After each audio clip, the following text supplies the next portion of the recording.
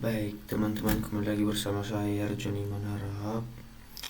Hari ini kita akan membahas tentang deteksi tepi menggunakan metode Roberts, metode Prewitt, Sobel, dan Kenny ya teman-teman. Nah, kita mulai dulu pembahasannya. Di sini saya sudah sediakan sedikit materi untuk dibahas. Jadi kita hari ini membahas tentang deteksi tepi citra grayscale pada sebuah gambar menggunakan Python ya teman-teman. Nah, untuk pengertian sendiri, deteksi tepi adalah teknik untuk menemukan batas objek dalam sebuah citra, di mana tepi ditandai dengan perubahan intensitas piksel yang tajam. Nah, teman-teman, jadi deteksi tepi ini adalah sebuah cara untuk menemukan sebuah batasan atau bandingan dalam sebuah objek dalam citranya, citra dalam sebuah objek, di mana batas tepinya nanti, tepi dari batasnya nanti akan ditandai dengan perubahan intensitas piksel yang tajam. Nah, untuk contoh dekatnya pada gambar teman-teman, di mana setiap sudut pada gambar bukan sudut rasionya, tapi sudut dalam gambar tersebut akan ditandai nanti tepinya menggunakan intensitas piksel yang tajam ya teman-teman. Nah, pertama untuk metode Roberts, untuk prinsipnya sendiri adalah dia adalah operator diferensial orde pertama yang bekerja dengan mengukur gradien citra secara diagonal. Nah, teman-teman, dia nantinya akan memberikan tepi atau memberikan gradien pada tepi secara diagonal ya teman-teman ya. Ini nanti prinsip kerjanya dia secara diagonal menggunakan kernel kecil, yaitu di matriks 2x2. Nah, untuk kernel sendiri di GX-nya ada 1,0 dan 1,0 0,-1 dan G-nya 0,1 1,0. Dia hanya posisinya jadi terbalik ya teman-teman. Nah, untuk langkahnya sendiri di sini hanya terhitung dua, di mana kita menghitung gradien pada arah X dan Y. Nah, lalu setelah itu kita menghitung magnitude dari gradien tersebut. Nah, untuk menghitung magnitude-nya ada rumusnya di sini. G sama dengan SQRT GX kuadrat plus GY kuadrat. Nah, untuk semua metode ini teman-teman pastinya ada kelebihan dan kekurangannya. Nah, untuk metode Robert sendiri dia kelebihannya yaitu cepat dan sederhana dia teman-teman. Nah, tapi dibalik kecepatan dan kesederhanaannya, metode Roberts ini mempunyai kekurangan yaitu dia sangat sensitif terhadap noise. Jadi dia tidak bisa atau tidak bisa terlalu dekat pada noise-nya teman-teman ya, pada sebuah gambar. Nah, dan yang terakhir kekurangannya dia kurang presisi dalam citra berukuran besar. Nah, untuk biasanya dalam penggunaan kualitas gambar 80-100%, metode Roberts ini kurang presisi atau kurang dalam menghilangkan titik-titik noise pada gambar ya teman-teman, karena dia tidak sanggup, mengingat dia menggunakan kernel kecil yaitu hanya sebesar 2x2 ya teman-teman. Makanya untuk kualitas gambar yang 80-100%, metode Roberts ini bisa dikatakan kurang cocok ya teman-teman. Nah, lanjut, selanjutnya di sini ada metode Prewitt. Nah, untuk metode Prewitt ini sendiri, untuk prinsip kerjanya dia menggunakan operator diferensial orde pertama untuk mendeteksi perubahan intensitas dengan kernel 3x3. Nah, dia sedikit naik dari kernel dari metode Roberts teman-teman. Dia mendeteksi perubahan intensitas dengan kernel 3x3. Nah, ini nanti untuk kernelnya GX 1 min 1 min 101, min 101, min 101, GY 111, 0000, min 1 min 1 min 1. Untuk langkahnya sendiri dia terjadi konvolusi citra dengan GX dan GY. Nah, setelah melakukan konvolusi citra antara Gx dan Gy, kita menghitung gradien magnitude-nya dia masih sama dengan metode Roberts untuk menghitung magnitude-nya, yaitu G sama dengan SQRT sama dengan SQRT Gx kuadrat tambah Gy kuadrat. Seperti pada Roberts tadi, dia mempunyai kelebihan dan kekurangan. Untuk kelebihannya, dia lebih halus dari Roberts ya teman-teman. Nah, dan dia juga berbeda dengan Roberts tadi. Roberts sangat sensitif dengan noise, baik itu yang ringan maupun berat. Nah, untuk kelebihan dari Prewitt ini sendiri, dia tahan terhadap noise yang ringan. Untuk kekurangannya sendiri, dia tidak bisa seakurat Sobel dan Kenny dalam menangani deteksi tepi yang halus ya teman-teman. Nah, lanjut. Di sini kita masuk ke metode Sobel.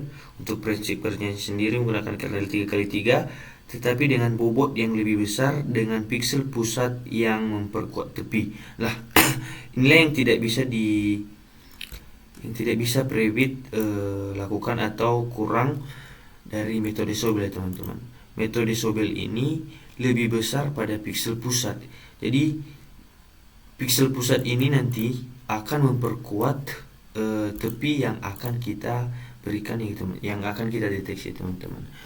Nah, untuk kernel sendiri karena dia lebih kuat pada pusatnya, di sini pusatnya di titik di matriks -202 ya teman-teman. Sini. Untuk langkahnya sendiri kita tinggal menghitung gradien arah XY lalu menggabungkannya dengan rumus yang tadi teman-teman, Q sama dengan SQRT Gx kuadrat tambah Gy kuadrat. Nah, untuk kelebihannya lebih stabil terhadap noise dibanding Prewitt. Jadi di Prewitt tadi hanya tahan terhadap noise yang halus, tapi untuk Sobel ini dia lebih stabil terhadap noise ya teman-teman. Dan kelebihan yang selanjutnya yaitu baik untuk citra gradasi yang halus.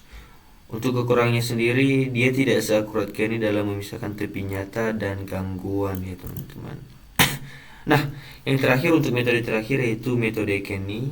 Untuk prinsip kerjanya adalah algoritma deteksi tepi multitahap yang kompleks dan lebih presisi. Jadi bisa dikatakan teman-teman, Kenny ini adalah metode yang terbaik dari 4 metode yang kita bahas pada hari ini ya teman-teman. Dimana dia lebih presisi dan kompleks ya teman-teman, baik itu dari piksel tepi maupun pusatnya. Kenny sendiri mempunyai deteksi yang sangat baik ya teman-teman. Dia tahan terhadap noise yang halus maupun berat dan yang lain-lain teman-teman. Ini tahapan utamanya. Pertama, kita mereduksi noise dengan Gaussian blur. Nah, ada algoritma Gaussian blur dalam metode Kenny ini teman-teman. Selanjutnya kita menghitung gradien menggunakan Sobel. Nah, untuk selanjutnya untuk non maximum suppression kita melakukan penipisan tepi ya teman-teman. Dan terakhir yaitu 2 ambang batas. Untuk kelebihannya yaitu deteksi tepi yang sangat akurat dibanding lain teman-teman ya. Dia melakukan deteksi tepi dengan sangat akurat. Dia tahan terhadap noise dan menghasilkan tepi tipis dan continue ya teman-teman. Untuk kekurangannya, jadi mungkin karena menggunakan presisi yang sangat tinggi dan sangat akurat, jadi agak sedikit lambat karena prosesnya bertahap ya teman-teman. Karena di sini di metode Kenny kita mengharapkan hasil yang sepenuhnya. Nah, kita lanjut ke bagian program. Di sini saya sudah kian membuat programnya untuk mengurangi waktu. Di sini deklarasinya ini untuk max weight dan max width-nya saya membuat cukup 250 saja.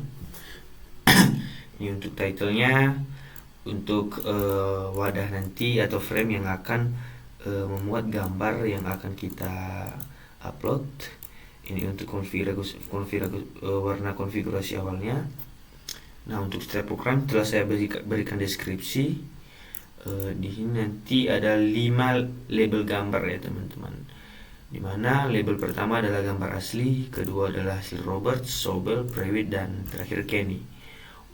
Selanjutnya untuk penempatan grip atau frame, di sini penempatannya ada di row 0, kolom 0, page 10 dan page 10 untuk original dan seterusnya sampai ke Kenny, teman-teman. Selanjutnya variabel global di sini untuk pelengkap saja. Sebenarnya nanti untuk melengkapi jika ada status yang dinyatakan error tetap kita buat, meskipun nanti untuk hasilnya, untuk isinya kita buat tidak ada atau kosong, teman-teman. Di sini nanti, nah selanjutnya untuk definisi, di sini untuk definisi, untuk definition atau pemberian program pada memberikan ukuran awal pada gambar ya, teman-teman. Nah ini nanti untuk menunjukkan gambar yang telah kita berikan penerapan metode-metode tadi, dan jika tidak dan jika error atau gagal, dia akan memberikan message box berupa gagal menampilkan gambar ya, teman-teman. Nah ini nanti untuk pendefinisian pada browse gambar, nanti kita akan mengambil file path dari file explorer, yang dimana nanti untuk tipe dari filenya adalah semua jenis image file, baik itu BMP, JPG, JPEG, TIFF, GIF, dan PNG, bebas yang lain. Nah selanjutnya yaitu tes kondisi. Kalau contohnya file dibuka maka inilah, dan kalau contohnya tidak maka gagal membuka gambar ya, teman-teman. Nah di sini nanti untuk button yang menyimpan untuk menyimpan gambar ya, teman-teman, ke file explorer kita. Ini untuk mereset proses image atau dia mengembalikan gambar ke posisi semula. Reset juga sama juga. Ini nanti untuk prosesnya, ini untuk label dan buttonnya. Di sini untuk penerapan metode Roberts, inilah programnya. Selanjutnya penerapan metode Sobel, penerapan Previt, dan terakhir yaitu Kenny ya, teman-teman. Nah ini nanti untuk button-buttonnya yang digunakan, mulai dari progress bar, status bar, di tombol di sini, tombol browse, simpan gambar, reset, dan keempat metode. Nah ini nanti untuk root main loop-nya. Kita langsung jalankan di sini run modul. Nah untuk tampilan awalnya seperti ini, teman-teman.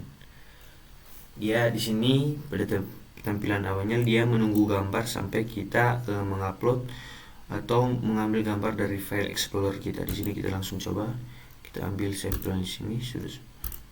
Nah ini nanti, ini adalah yang gambar yang muncul pertama adalah file original atau gambar originalnya.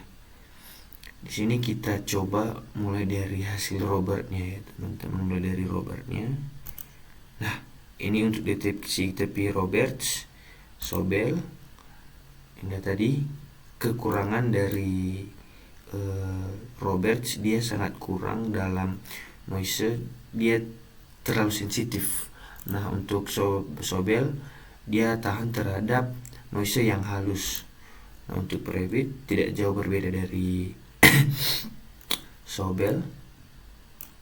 Selanjutnya yang terakhir Kenny. Nah dapat teman-teman lihat ya, teman-teman, di sini Kenny memberikan hasil gambar yang sangat baik, dimana dia memberikan deteksi tepi yang sangat jelas kepada kita, dimana semua tepi diberikan kontras yang sangat lebih daripada yang lain ya, teman-teman, sehingga deteksinya nampak lebih jelas di sini, teman-teman. Kita coba untuk mereset gambar button sini. Nah telah berhasil. Coba lagi sampel,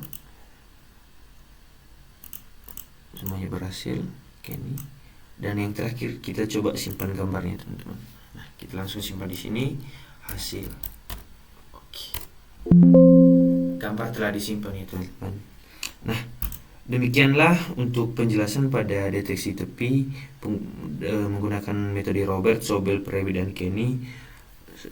Demikian, saya pamit undur diri. Jangan lupa subscribe dan like ya, teman-teman.